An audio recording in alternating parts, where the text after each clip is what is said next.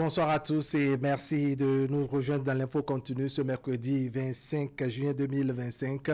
Tout d'abord, toutes nos excuses pour le rendez-vous manqué d'hier mardi. Eh bien, on se rattrape ce soir et l'actualité nationale avec ces déclarations du ministre de l'Énergie, de l'Eau et des Mines qui font objet de vives réactions et de polémiques sur la toile et dans les colonnes des médias. En visite de terrain à Titirou, au quai d'Ama et Korobourou, dans la ville de Parakou, eh bien, le ministre Paulin Akpona a dressé un bilan quelque peu sombre de son successeur, de son prédécesseur, j'allais dire. Le déficit d'eau et d'énergie noté dans ces quartiers de la cité de Kobourou trouverait ses raisons dans la mauvaise gestion du département ministériel dont il a hérité. Des dizaines de milliards investis depuis 2016 dans ce secteur n'auraient visiblement pas servi ce à quoi ils étaient destinés. Les siphonneurs du budget national, les aventuriers politiques aux ambitions démesurées, les incapables d'honorer leur petit mandat, les délinquants de la République, les politiciens véreux sans foi ni loi, les déstabilisateurs de leur propre parti politique. Bref, les commerçants politiques ont fait autre chose de ces ressources à l'origine destinées à améliorer, entre autres, les conditions des populations de Parakou. Ces mots et groupes de mots sont ceux du ministre Paulin Akpona qui se dit triste du constat fait sur le terrain et promet de corriger le tir. Mais toujours est-il que son narratif utilisé continue de résonner dans les esprits et occupe les unes des journaux et même les colonnes des parutions. On décrypte tout ceci ce soir entre confrères. Nous sommes avec Casimir Kedjo. Casimir Kedjo, bonsoir. Bonsoir Ali Para. En face de vous, Alphonse Moïse Soudé. Alphonse Moïse Soudé, bonsoir. Bonsoir à vous, bonsoir Casimir. Allez, bienvenue sur le plateau de l'info continue. On peut dire qu'on en sait un peu plus sur la gestion qui a fait depuis 2016 du département ministériel, c'est-à-dire ce département, le ministère de l'Énergie, de l'Eau et des Mines, depuis 2016. Non, moi je... Si on s'en tient en tout cas au propos du ministre Paulin Akpona. Non, je crois que c'est une bourde de la part de monsieur le ministre. Ah bon? C'est une bourde. Pourquoi? Parce que vous savez, le régime de la rupture lutte contre la corruption, contre la prévarication, contre le gaspillage des ressources du budget national. Et si aujourd'hui un ministre estime que celui qui a géré le département avant lui a dilapidé, a mal utilisé les fonds de la République qui n'a pas été sanctionné, ça pose un problème. Ça pose un problème. C'est-à-dire que un ministre de la République, quand il parle, il faut que ce qu'il dise soit vérifiable. Parce qu'il a dit, nous n'avons aucune preuve formelle de ce qu'il reprocherait au ministre Samadami. Donc moi, ça me pose un problème que le ministre de la République aille sur le terrain tenu de pareils propos. Si même il a des querelles politiques avec son prédécesseur, il n'avait pas le droit, parce qu'en le disant, ça compromet un certain nombre de dispositifs mis en place par le régime de la rupture pour lutter contre le gaspillage des biens. Donc aujourd'hui, c'est comme si celui-là, il a échappé au filet mis en place pour décourager ceux qui vont gaspiller les ressources nationales. Donc moi, ça me pose un problème que ce soit un ministre qui aille sur le terrain et qui le dit. Qui plus est, un ministre qui milite dans le même parti politique. D'accord, vous avez la même appréciation que Alphonse Moïse Soudé, ou sinon c'est quoi votre façon de voir les choses quand vous avez écouté le ministre Paulin Akpona? J'ai pas aimé le ton, j'ai pas aimé le tempo. C'est vrai, il y a du contenu, il y a un fond. Il y a matière à réflexion. Je n'ai pas du tout aimé l'autorité dans cet exercice-là. C'est vrai, c'est un jeune ministre, c'est un adolescent politique qui fait ses premiers pas et c'est pratiquement l'une de ses rares sorties. Mais je n'ai pas du tout aimé ça. Ça ne bavade pas comme ça depuis 2016. Et je ne sais pas quelle mouche l'a piqué. Les expressions qu'il a employées sont trop fortes. Et d'ailleurs, j'ai eu tout à l'heure des palpitations lorsque vous avez commencé par énumérer ces propos-là, ces expressions très fortes. Et nous, on serait sur Facebook. Facebook allait vous bloquer tout de suite. Ah bon? J'ai peur pour vous parce que la haute autorité de l'audiovisuel et de la communication ne serait pas du tout d'accord pour ces expressions par ici sur les médias. C'est trop fort. On ne peut pas traiter son prédécesseur à travers ces genres d'expressions que je n'ai pas du tout voulu garder ça en mémoire parce que c'est pas du tout bon, c'est tellement ordurier, c'est tellement affligeant qu'on ne saurait le dire. Donc, moi, mais c'est bizarre, vous trouvez qu'il y a eu de maladresse au niveau du ministre. Reconnaître, par exemple, que son prédécesseur, je dirais, a mal géré ou a... Ce n'est pas que lui. N'a pas fait ce qu'il doit faire des ressources. Il y a un problème. Un maire ou au moins 2 maires qui ont géré durant ces 10 dernières années. Et lorsqu'il est dans ce tempo-là, il parle comme ça, c'est beaucoup de personnes qui vont se sentir concernées. Mais est-ce que c'est la vérité? En quoi ça gêne, Alphonse Moïse Soudé? Je vous dis, en quoi ça gêne? En quoi ça gêne? Que l'édifice bâti par Patrice Talon, dans le cadre de la lutte contre la corruption, contre la prévarication des biens, ça tombe systématiquement. Il n'y a rien à faire. Ça tombe systématiquement. Peut-être que dans la construction de cet édifice, il y a eu des maladresses par endroit. Il y a quelqu'un au moins toujours dans le même camp qui vient attirer l'attention du constructeur. Il y a eu des maladresses et que les intéressés n'ont pas été sanctionnés et que c'est le ministre Akpona qui vient révéler ça aujourd'hui. Il y a problème. Il dit que ça ne saurait durer, que la sanction ne saurait durer. Non, ça veut dire que lui, il a les informations. Ça veut dire que cela a existé. Et donc, il nous informe, il partage cette information avec nous. Écoutez, avec le public, quand on a suspendu le ministre Sam Adambi, quel mobile on a donné? Est-ce qu'on a dit qu'il a fait you avec le déni public? Non, je dis, dans une république qui sanctionne le gaspillage des ressources nationales, un ministre ne doit pas dire ça. Qui plus est, c'est un enseignant. C'est un enseignant. Et quand là, parce qu'il est intervenu dans un cadre politique, on sent qu'il y a un adversaire qu'il faut abattre sur le terrain, dire le délinquant politique. Il y a des choses, il faut éviter ça. Quand vous représentez la République et que vous allez sur le terrain, vous allez faire des constats, vous n'êtes pas obligé de dire ça ou bien être orbi, vous rendez compte au président de la République, quitte à lui de diligenter sur le terrain des commissions d'enquête pour vérifier. Maintenant, est-ce que le ministre a des preuves formelles de ce qu'il a dit? Parce qu'on a aligné des mots. Moi, j'ai l'impression qu'on est venu détruire politiquement. Quelqu'un veut montrer.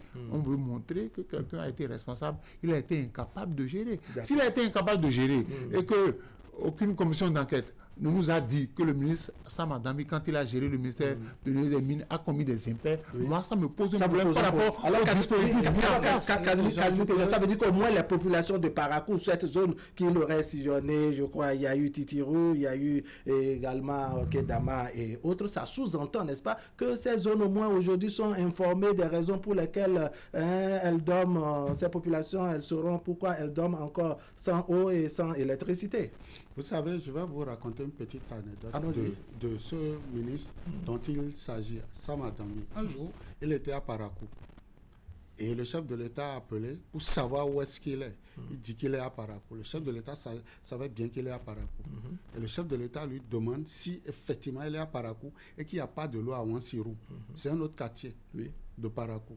Et tout de suite, le ministre a appelé un de ses collaborateurs pour lui dire d'aller dans n'importe quelle maison à Wansirou et d'ouvrir le robinet pour voir si effectivement il n'y a pas de l'eau. Et le collaborateur est allé dans n'importe quelle maison, 3 maisons, il a pris au hasard 3 maisons, et effectivement il n'y avait pas de l'eau. Et il a appelé son patron pour lui dire qu'il n'y a pas de l'eau à Wansirou. Vous savez ce que le ministre a dit? Oui. En français, ça veut dire ce monsieur va nous tuer. Ce papa va nous tuer en quelque sorte. Il parle du chef de l'État. Lui qui est à Cotonou savait qu'il n'y a pas de l'eau à Wansirou. Donc le ministre savait qu'il y a un problème d'accès des populations à l'eau potable. Mais est-ce que vous avez jamais entendu, même Badamassi, pendant qu'il était en hibernage à Parakou, vous l'avez entendu tenir des propos comme ça? Ce n'est pas des propos qu'on tient. Et mieux, lorsque vous allez sur un terrain politique, il s'est même confondu.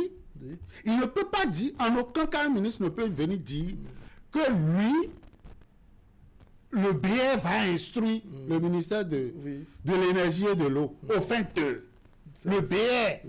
Mais il ne sait pas ce que c'est que la politique, ce ministre-là. Il ne sait pas dans quoi il se met. Ça veut dire c'est le parti politique qui donne des instructions au ministère aujourd'hui. Mais ce n'est pas du tout. C'est un mélange de gens. C'est du coq à l'âne. Écoutez, on a assisté à ce type de débat dans un passé, comme le dit son chef, le chef de l'État lui-même. Ce passé honteux du Bénin ne doit plus venir nous hanter. Moi, je crois que les responsables... Vous avez senti vraiment le mélange, je dirais, un ministre de la République qui va, mais avec peut-être la coloration politique qu'il a les éléments du langage, il était avec Badamassi. Et chaque fois quand il parle, il évoquait le nom de Badamassi. Badamassi est de la 8e. Badamassi est de la 8e. Sam Adambi, même chose. Et Sam Adambi avait été élu député. Oui. Madame Assi, on l'a bouté dehors. Oui. Donc aujourd'hui, il faut venir détruire Sam Adambi sur le terrain pour qu'au moment où Madame Assi va se positionner, qu'il soit élu. Ne nous trompons pas. Le ministre Akona est de la 10e. Donc pourquoi il va faire campagne? Oui. Parce que moi, je dis que c'est une campagne ouverte contre le ministre Sam Adambi parce que ça n'a rien à voir. Vous allez sur le terrain, vous faites un constat, vous faites des fiches techniques acquis de droit. Vous n'avez pas besoin de rendre compte. Je crois qu'il va falloir que la République prenne ses responsabilités. Parce que j'avais déjà entendu la première fois, j'ai entendu quelqu'un dire vil individu, c'est la deuxième fois que j'entends dans le régime de la rupture, quelqu'un allier des mots comme ça pour dénigrer quelqu'un avec qui il milite dans le même parti politique. D'accord.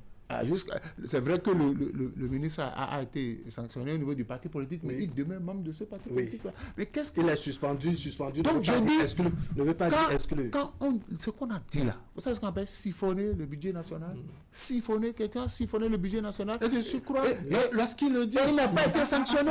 Il n'a pas été sanctionné. Apprenez-moi les mots. Lorsqu'il le dit, le budget national, le ministre de l'économie et des finances, ce n'est pas que Sam Adambi il met en difficulté. Le ministre de l'économie et des finances, tout ce qui a commencé, l'inspection générale, la Cour des comptes aujourd'hui, ça veut dire tout ça. Ça veut dire que depuis 2016, n'est-ce pas, on ne fait rien. C'est peut-être lui qui l'a déterminé. C'est peut-être son arrivée qui a permis. Ce ministre, il oublie beaucoup de choses. À Papa ici, à Papa tout près, il n'y avait pas de l'eau. Il n'y a pas de l'eau jusqu'à aujourd'hui. En tout cas, on se réveille à une heure du matin pour trouver l'eau. Et c'est une réalité. D'accord. Est-ce pour autant qu'il faut jeter la pierre à tout un système? Alors, moi, je suis curieux de savoir. Qu'est-ce que ça vous gêne quand, par exemple, un nouveau ministre vient, n'est-ce pas? Il fouille peut-être dans les dossiers, que c'est lui qui découvre que, bon, depuis 2016, peut-être le chef dormait sur un certain nombre de détails du gouvernement. Au cours d'une de ses sorties la semaine dernière, qui a évoqué un cas de 15 milliards de détournement sous l'ancien régime d'un ministre que nous connaissons tous, qui allait chercher l'argent chez les partenaires techniques et financiers, qui a fait campagne avec. Tout le monde connaît ce ministre. Mais ce ministre aujourd'hui est à la table du roi et mange avec le roi aujourd'hui. Ce ministre peut atterrir, son avion peut atterrir sur le tarmac de l'aéroport de Cotonou. Donc, je vais inviter le ministre Akona à faire, comme le diraient les Paraquois, Monso. D'accord. Alors, je viens sur, je dirais, les impacts que cela pourrait avoir au sein du parti, puisque vous avez vous-même rappelé tout à l'heure. Il s'agit. Je voudrais qu'on voit d'abord ce volet-là. Akona EBR, Badabasi que vous citez EBR, Adambi Suki on tire également EBR. On se demande si on ne se tire pas entre les pattes au sein du BR. Vous savez, je dis et je répète, la mouvance mourra pas implosion. Pourquoi? Les partis de la mouvance ne mourront pas implosion. Vous savez ce qui a commencé à l'UPR. Et on se disait que au niveau du BR, quand même, les gens arrivaient à se maîtriser. Mais ce qu'il a dit là, Sam Adambi a ses soutiens dans le parti politique. Qu'on le veuille ou non, Sam Adambi a des soutiens qui ne vont pas digérer ça. Parce qu'ils vont dire, mais le ministre, de quoi se base-t-il? Parce que quand vous regardez comment il s'attaque à quelqu'un, et on dit, je ne vais pas répéter les mots, mais il a accusé vertement le ministre. Le ministre peut saisir la justice pour qu'il apporte les preuves de ce qu'il dit. Mais au sein du parti, déjà, il y a un malaise. Qui vous souviennent que ces mêmes personnes, en temps, Guadamassi, les Sam s'étaient retrouvés pour écrire, pour demander à Abiy Ochane de démissionner de la tête du BR. Et finalement, le dossier a été réglé. Qu'est-ce qui se passe maintenant? Finalement, chacun est parvenu à mettre de l'eau dans son verre. Qu'est-ce qui se passe maintenant qu'on veuille s'attaquer à Sam Adambi? Vous allez dans le fief de quelqu'un, alors que ce n'est pas votre fief. Vous n'avez jamais été candidat là. Et à quelques mois de la désignation des futurs députés, où les gens doivent déposer le dossier. Pensez-vous que c'est une mission commandée? Par qui? Mais là, ça devient une réponse interrogative. Parce que moi-même, je me questionne. Au-delà du volet politique, vous savez ce que ça fait dans la tête des Béninois? Ça veut dire que depuis 2016, on n'a pas véritablement lutté contre la corruption. Ou peut-être à ce niveau, on n'a pas réussi. Ah non. L'eau, tout le monde a besoin de l'eau et les gens se plaignent chaque fois pour dire on n'a pas l'eau, Mais quand on se lève pour dire depuis 2016, des gens ont fait ça. Ça veut dire que... Mais quand même, il y a tout de même une petite inquiétude. Il y a que sur plusieurs années, Adambi ne gérait pas, par exemple, le ministère de l'énergie. Il y a eu fusion entre-temps avant qu'il n'hérite, je dirais, de ça veut dire que, en fait, on ne s'adresse... En fait, ma question est de voir, est-ce que c'est vraiment seulement des Adambi qu'on s'adresse à ce niveau? Le problème n'est pas beaucoup plus élastique que ça. Très élastique. c'est même du caoutchouc. Est-ce qu'il a eu les informations nécessaires avant d'aller à Parakou? Est-ce qu'il a relu les notes qu'on lui a Présenté. Est-ce que le ministre qui allait raconter ça là, est-ce qu'il a eu quand même l'amabilité de consulter son cabinet? Est-ce qu'il connaît les projets d'envergure pour l'accès à l'eau potable au Bénin? Est-ce qu'il maîtrise les projets? Parce que l'accès à l'eau potable aujourd'hui, même le chef de l'État le dit, c'est un combat perpétuel qu'on ne saurait gagner par un coup de baguette magique. Même Cotonou n'a pas encore gagné le pari de l'accès à l'eau potable aux populations. On essaie de faire avec. Donc, le cas Parakou, nous ne sommes pas en train ici de dire que Parakou, tout ce que le ministre a dit, c'est faux. Mais le thème vocal, le milieu politique dans lequel il est, on ne peut donc accepter ça. Et mieux, dans ce même milieu politique, les autorités connaissent mieux le ministre dont il s'agit pour des projets qu'il a gérés par le passé. D'accord. Plus jeune, on connaît bien. Donc, il y a des éléments qu'on peut donc attribuer à ce ministre-là et que le milieu politique dans lequel il est connaisse donc ces dossiers-là. Mais personne n'a évoqué ça jusqu'à aujourd'hui. Donc, votre question me revient encore à l'esprit. Qui lui a demandé ça? Qui l'a envoyé? Moi, je vous dis ça. Le ministère est allé à Parakou en tant que qui? Parce que je vous dis une chose. D'accord. Il est vêtu d'une casquette du BR. C'est un ministre de la République. Donc, il est le ministre de la République. De la République, donc il ne devrait pas. Vous avez vu, il a mis le chapeau. Donc, pour moi, il a fait un dessin politique. C'est comme il a fait d'une pierre deux coups. C'est comme si tous les vous êtes entourné dans le cadre de vos fonctions. Par conséquent, vous devez faire la différence entre vos fonctions et vos affinités politiques. C'est aussi clair que ça quand il est vu avec un chapeau de BR et vous avez vu ce qu'il a fait. Donc il a parlé en tant que militant du BR qui est venu régler des comptes politiques avec quelqu'un. C'est aussi simple que ça. On ne peut pas faire une autre lecture parce que vous ne pouvez pas appartenir à un régime qui a fait de la lutte contre la corruption son cheval de bataille et que vous allez dire ce que vous avez dit depuis 2016. Ça pose un problème. Et là, je crois que le chef de l'État ferait mieux de lui taper sur les doigts pour dire on ne fait pas ça. Parce qu'on dirait que il n'a pas observé. Parce que les autres ministres sur le terrain ne parlent pas comme ça. D'accord, je vais voir avec vous les conséquences sur la santé du parti. Quand entre BN, n'est-ce pas, on se donne des coups de poing comme ça, pratiquement en public. Oui, c'est déjà, il fait preuve d'amateurisme, d'amateur politique, fait preuve de beaucoup d'amateurisme. Et il semble conquérir une population qui est plus mûre, qui est plus informée que lui. La population paraquoise n'est pas pour autant analphabète des réformes aujourd'hui du chef de l'État. On sait où est-ce que Parakou est parti en termes d'accès à l'eau potable et les populations savent aujourd'hui qu'est-ce qu'elles ont en termes de rendu. Il n'a pas besoin de ce discours-là. Ce discours, même à Savet, il ne peut même pas tenir ce discours-là à Savet aujourd'hui. Parce qu'il y a beaucoup de choses qui ont été corrigées. Donc, les conséquences, en temps normal, après Sama Dambi, Akpona devrait être la deuxième personne que le BR à qui le BR doit demander déjà de déposer le bilan en entendant que véritablement on lui demande d'apporter les preuves. C'est si grave que ça. Non, mais on ne peut pas tenir un discours comme ça. Un ministre de la République ne peut pas aller dire des siphonneurs du budget national. Un ministre ne peut pas tenir un discours. Je n'ai pas envie de répéter dans cette notion de vocabulaire. C'est vocabulaire-là. Il ne peut pas dire ça. Une autorité ne peut pas dire ça. Le parti politique doit se réunir et prendre des sanctions déjà contre lui en entendant donc que la criette ne s'auto-saisisse donc de ce discours-là parce que ça remet en cause tous les résultats que nous avons eu jusqu'à aujourd'hui. Que même si je dirais détournement il y a, si mauvaise gestion il y a, ce n'est pas à ce niveau qu'il fallait en tout cas exposer les choses. Oui, et qu'il a donné des dates. Oui. Il a dit 2016. Depuis 2016. Moi, ça m'embête un peu qu'on dise ça. Ça veut dire que la corruption, c'est peut-être, on fait une affaire de 2 poids 2 mesures. Que le ministre vienne me dire pourquoi moi, papa, je dois me lever à 1h du matin, 2h du matin pour surveiller l'eau. Et que l'eau, à peine ça fait 1 heure de temps et puis que ça disparaît. Combien de me dire, c'est tellement que là-bas aussi, quelqu'un a fait quelque chose. Je dis, quand vous êtes ministre de la République, vos propos doivent être des propos qui reflètent ce que votre chef défend. Le ministre de la République ne parle pas comme ça. Parce que là, certainement qu'au niveau normalement dans le parti politique de BR, on doit prendre des responsabilités. Au niveau du Conseil des ministres, le chef de l'État doit pouvoir lui remonter les bretelles. On ne parle pas comme ça. On ne parle pas comme ça. Parce que vous jetez en partie tout ce qui a été fait depuis 2016. Moi, je suis désolé. Alors, que dire de ceux qui estiment que c'est un montage, que les propos ont été, je dirais, retirés de leur contexte et autres? Parce que, on lit également l'actualité, on suit ce qui se dit sur la toile et autres. Est-ce que vous êtes dans une logique de ce que vraiment ce fut un montage à l'effet peut-être aussi de ternir l'image du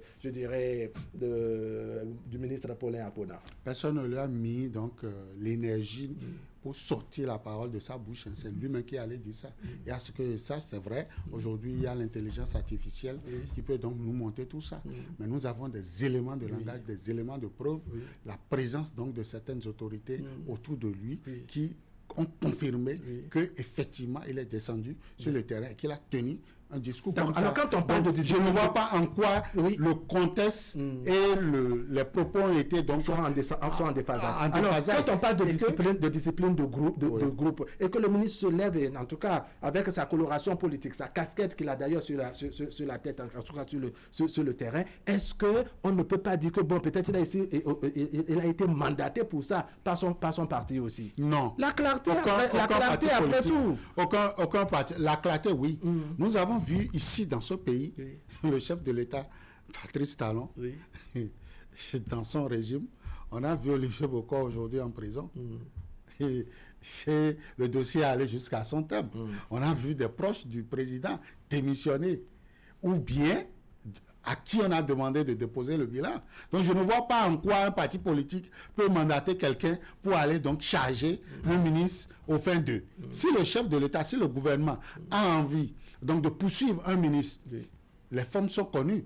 Si aujourd'hui le ministre dit ça, c'est la preuve que nous n'avons même pas un organe de contrôle. La Cour des comptes n'a pas bien fait son travail et n'a pas déposé son bilan à temps de 2016 à aujourd'hui. Mais il y a quand même beaucoup d'eau qui ont coulé sous le pont. Et avec le dans cette circonscription électorale vous parlez de la 8e, comment on reçoit un message pareil selon vous? Je vous dis, ça madame est bien connu à Parakou. Et le ministre est de la 10e. Pourquoi quelqu'un quitte la 10e et vient s'attaquer aux gens de la 8e? Mais si les gens de la 8e peut-être n'ont pas bien fait, en quoi ça gêne? Vous savez, qui n'ont pas bien fait? La guerre de positionnement a commencé. La guerre de tête de liste. Donc vous voyez ce message, n'est-ce pas, entrant dans le cadre des questions de positionnement. C'est l'autodestruction du BR.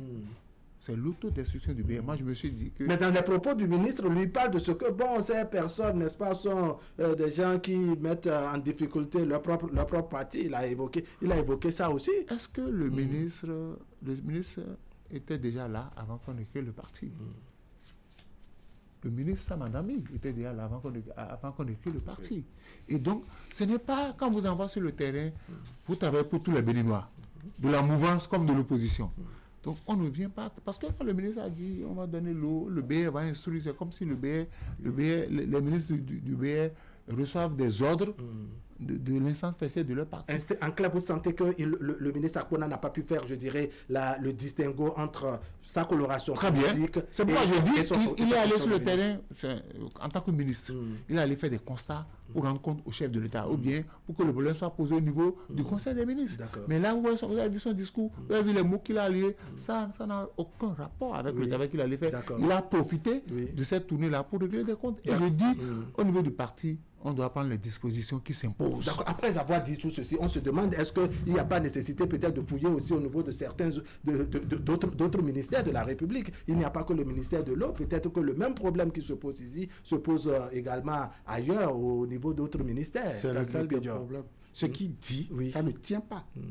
Non, il parle de ce que depuis 2016, n'est-ce pas, il y a eu des milliards qui ont été investis, mais destinés à l'eau potable et à l'énergie. Qui nous disent les projets qui ont été siphonnés, qui nous disent les projets qui n'ont pas reçu donc l'avis favorable. Nous connaissons dans ce pays le projet PPEA 2. mais qu'on nous dise de quel projet il s'agit. C'est ça. Et dans ça, moi, je pense que le Bénin ne gagne pas. Et le chef de l'État a intérêt à ce qu'un communiqué soit rédigé au plus pressé pour restituer la vérité, parce qu'on aura des problèmes avec les partenaires techniques et financiers. Parce que le Bénin a signé des accords pour les ODD, l'accès à l'eau potable. Et nous avons évolué, nous avons des résultats. Et qu'un ministre un ministre de tutelle vient dire qu'il y a des délinquants financiers. Mais finalement, vous n'aimez pas la vérité. Si c'est la vérité, la vérité, on n'est pas contre la vérité. La plupart du temps, on reproche, je dirais, aux ministres de garder le silence. Qui nous apporte les projets les projets destinés à Parakou qui n'ont pas été exécutés. D'accord. Et qui nous disent en clair, vous voulez plus de vous savez, en disant, en tenant par un discours, vous compromettez le ministère des Finances. Ben c'est clair. Vous compromettez le ministère des Peu Finances. importe si c'est la vérité. Vous compromettez la vérité. Vous compromettez les accords. Répondez-moi, Moïse Soudé. Même si c'est la vérité, de quelle vérité parlez-vous? Il n'y a pas de vérité, c'est que depuis 2016. On se demande quel élément vous-même vous avez à mettre en doute les propos du ministre Abona, par exemple. Depuis 2016 qu'on est en train de siphonner le budget national et que personne n'a rien dit. Ça veut dire que les structures peut-être que personne n'a rien mis en place. Oui, c'est peut-être que c'est maintenant qu'on s'est rendu compte. Oui. On a échoué sur toute la ligne. C'est ça. Si personne n'a vu ça et que le ministre lui l'a vu et qu'il allait dire ça, je crois qu'il va répondre.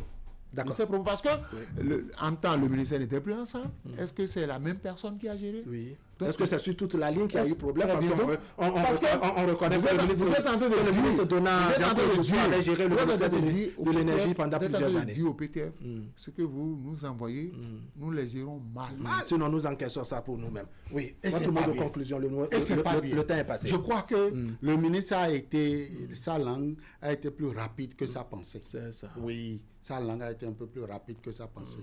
Et il va falloir que le gouvernement puisse revoir. On a vu un ambassadeur parler comme ça la dernière fois. Et les choses ont été faites dans la discrétion. Je crois que ce ministre, il a besoin d'un recadrage et que ça ne saurait tarder venir. Et que ça serve en même temps de leçon. Parce que moi, j'attendais ce clash-là, non pas de lui, mais de quelqu'un que vous connaissez, en termes de ministre conseiller, c'est Badamassi. C'est lui qui a l'habitude de nous habituer donc à ce genre de clash-là. Mais est-ce que ça ne devient pas en quelque sorte un plus à Badamassi, par exemple, qui était aux côtés? C'est un peu comme si, bon, écoutez, les problèmes d'eau que vous avez, c'est pas ma faute, c'est la faute de celui dont on parle ici. Le ministre est en train de parler propos donne raison au chef de l'État. Lui qui a dit qu'on n'ouvrira pas le débat sur sa succession. Il faut attendre 6 mois avant. Parce que si on ouvre le débat, ça va bloquer le fonctionnement du gouvernement. Quelqu'un vient de donner raison au chef de l'État. Il a bien pensé. Parce que si on avait ouvert le jeu, c'est comme ça que sur le terrain, les ministres de même gouvernement vont s'auto-détruire sur le terrain. Il va falloir que le ministre demande à ses services techniques de nous apporter les preuves formelles de ce qui a été dit. Alphonse Moïse Soudé, merci beaucoup. Casimir Pédio, merci beaucoup. Mesdames, Messieurs, ce serait tout pour aujourd'hui. Merci de nous avoir suivis. Nos débats, n'est-ce pas, ont tenu on roulait autour donc des propos tenus par le ministre de l'Énergie, de l'Eau et des Mines, Paulin Akpona. C'était à Parakou en fin de semaine écoulée. On suit l'actualité, son évolution. On reviendra partager tout avec vous. La rediffusion, c'est tout à l'heure à 23h et demain autour de 10h30. Allez, portez-vous bien.